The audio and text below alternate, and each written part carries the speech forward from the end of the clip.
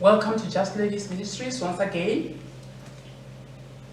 I love you so much, and may God help us as we're going to listen to this message. It's a painful encounter that I had. There's a lady who came to me crying uncontrollably. It was sad news. I did not know how to comfort her.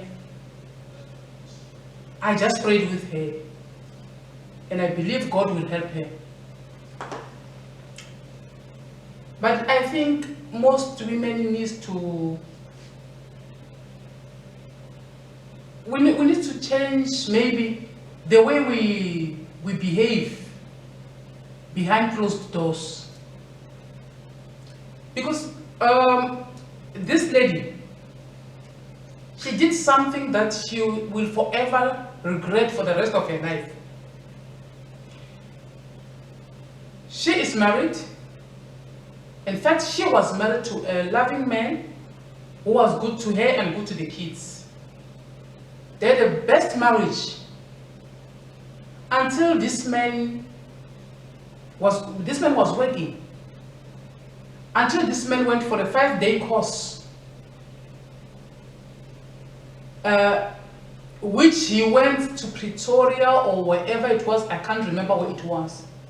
He went there with her boss, with his boss at work. Their boss was a woman. So they went there for that course. So after coming back from that course, after coming back from that 5-day course, the man started behaving strangely.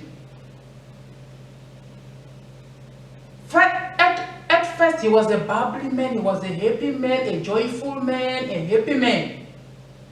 But after coming back from that course, 5-day course, he became quiet. He was no longer that bubbly. The woman says,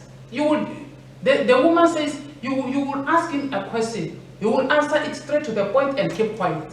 Answer it straight to the point and keep quiet. He will no longer talk a lot of stuff that he used to talk. Even with the kids, he was no longer happy with the kids. He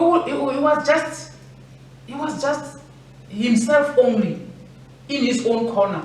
He would just eat, he would just bath, and go and sit, watch TV until past midnight. Then he will come sneak into the room, just come and sleep like this.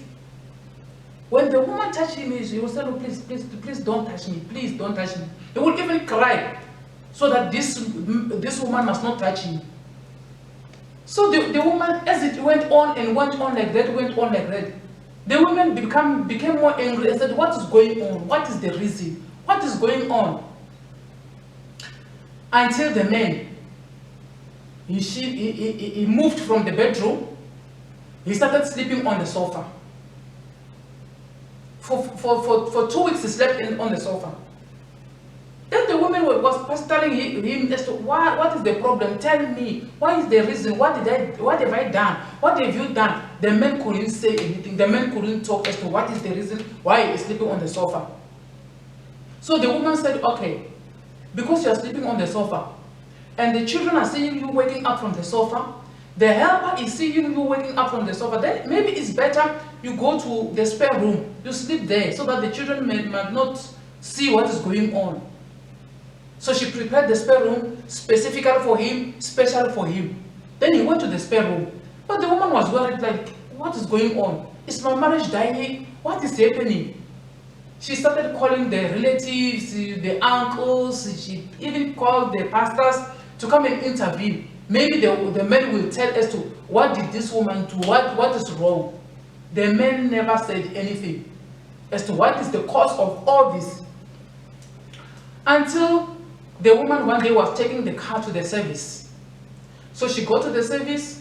So the garage told her that, "No, take everything out of the car so that we can take it in for the service." So she took everything from the car until she reached this envelope, this white envelope.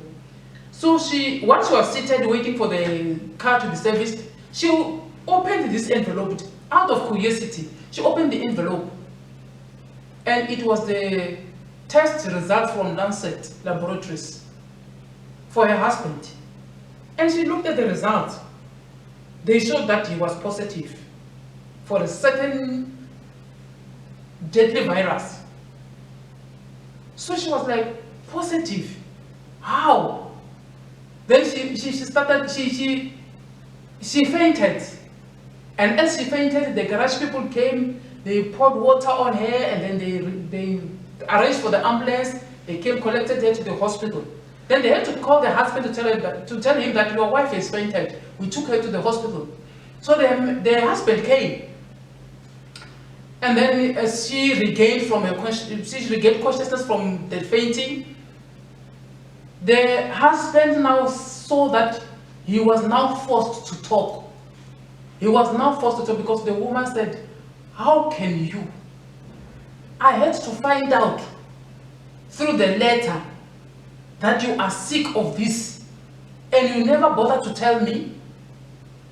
The man cried, the husband cried. The husband cried and cried and cried.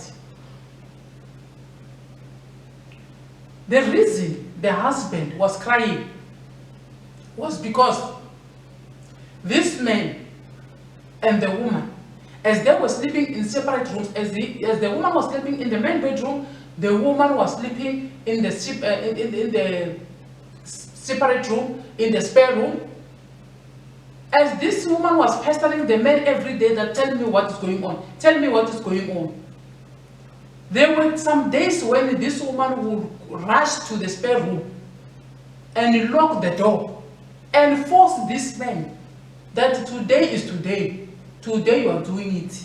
You like it or not, if you don't want to explain, if you don't want to tell me what is wrong, then leave that part out. Let's leave that one. I don't want to know what is wrong. But today is today. You are doing it.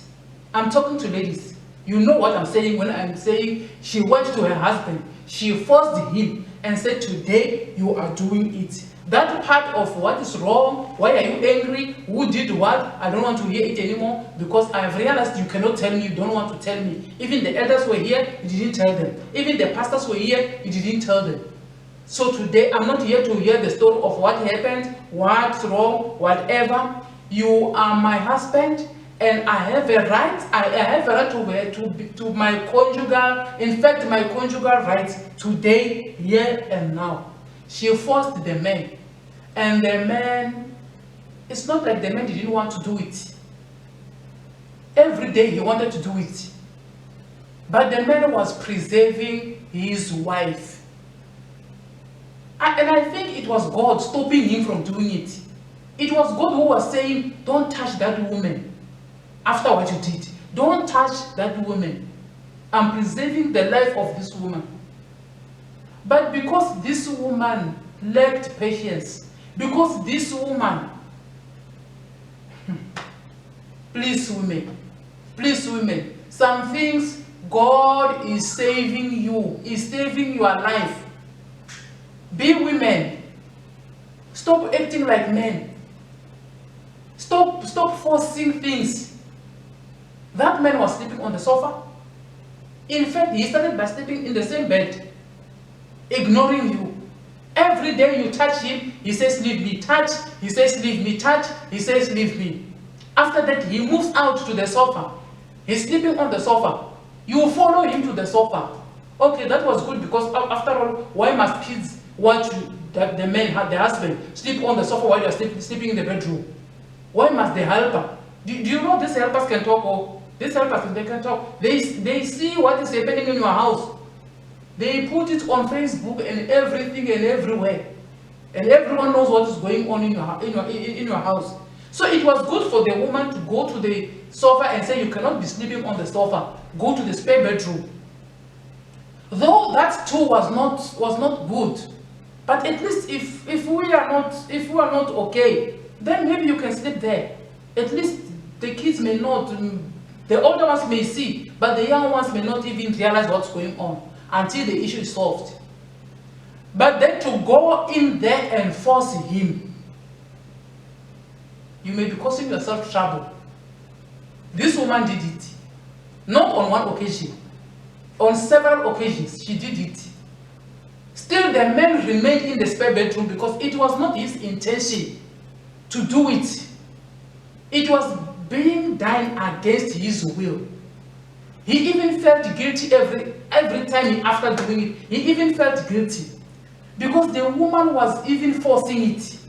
She even when the man suggested that, okay, since you are forcing it, let's protect ourselves. Let's use protection. For what? For what? Are you not my husband? So you're treating me like a whore. You're treating me like a prostitute. Am I not your husband? I'm not your wife. So you're going to use these things on me. Why don't, if you want to do that, why don't you use it on them? Why do you? They ended up doing it like that. Now, the woman got the letter from Lancet declaring that the man is positive to that disease. Now she's in hospital. She is crying. The man now had to explain. He said, the very first reason I moved out of the bedroom was because of this. The woman said, but why? How did it happen? The man said, I went for a course in Pretoria with my boss, who happened to be a woman, unmarried for that matter. We went there. The first day, when we got there, I found out that, okay, I had my room, she had her room. So I went to my room. But to my surprise, when I went to my room, I found that she booked a room where you book, this is another room, this is another room. There's a door that is joining these two rooms. They usually call it family room, where you can sleep this side and your kids sleep this side. So there's a door in between. You can open and go and check your kids and go back to sleep. That's the room that this woman booked for them.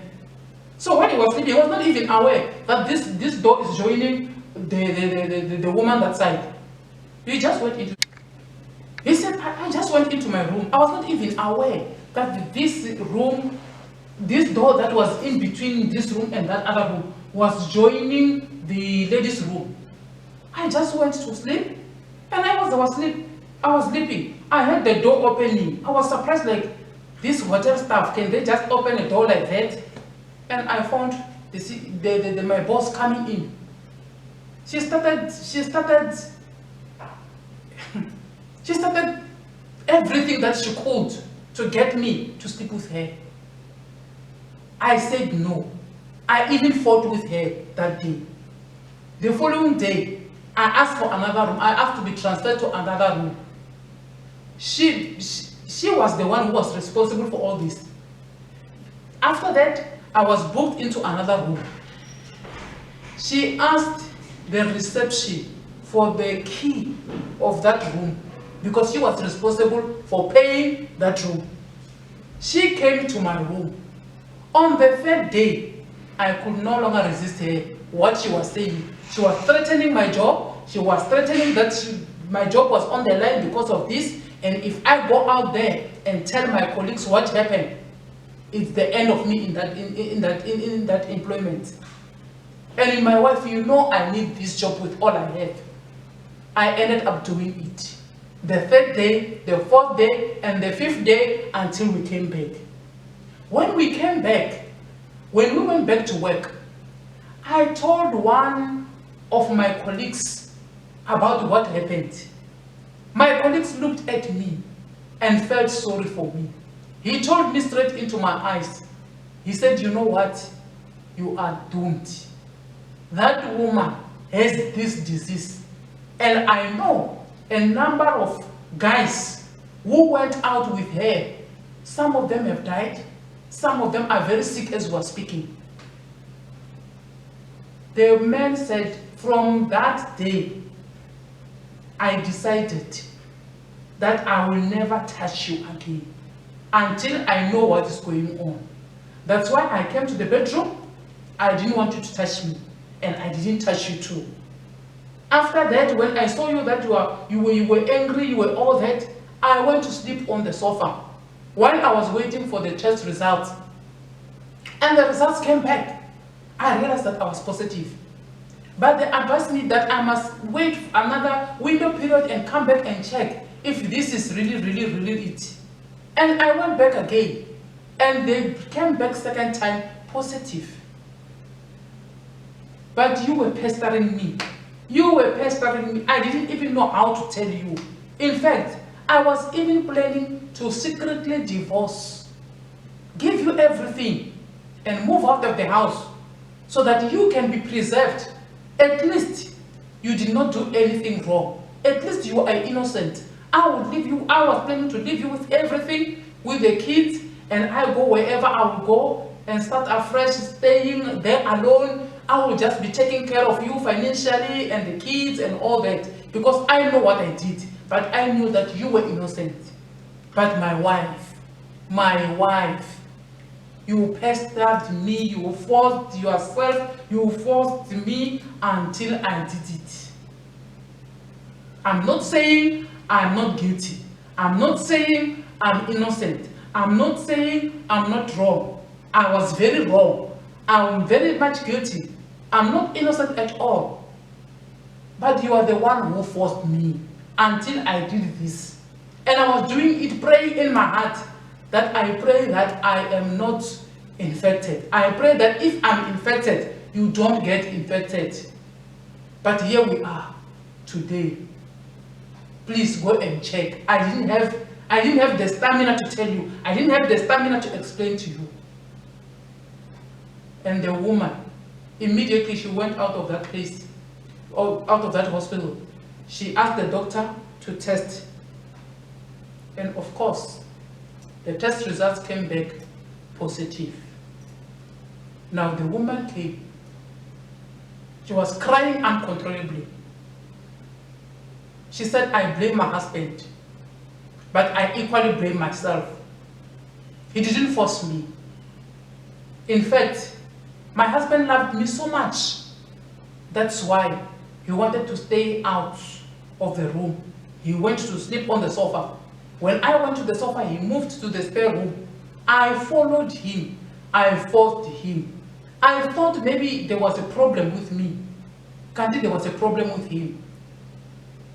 I forced him, knowing very well that he is not the kind of man who can talk when there are problems. But I forced him. I don't know whom to blame right now. He is wrong. I am wrong. Now both of us are sick. What about our kids? Who will look after our kids? Who will take care of our kids? What I did was wrong. What my husband did was wrong. But I think I blame myself for what happened. So women, let's have patience. Sometimes God will just stop people from touching you, just to preserve your life. And you're asking, for 1 year, the whole year, he does not touch me, he does not heal my life. Say, God may stop people from touching you just to preserve your life. People will wonder and look at your husband and look at you and say, but how did she maneuver this one? How did she got it right? He is sick, she is not sick. How did she get it right? Candy, it was God who raised his scepter and said, no ways, I'm stopping you from touching this one. The man may not even understand why he had so much hatred on you. He had so much hatred on touching you. You may not even understand. You may even fight him. You may even call the pastors. You may even call the elders to come and solve that issue and find that that issue cannot be solved. Kanji, it's God who is stopping him from touching you because he wants to preserve your life. So allow God to preserve your life. There's no hurry in this earth. Don't force people to do what they don't want to do. It may be God stopping them from touching you so that your life may be preserved. Amen.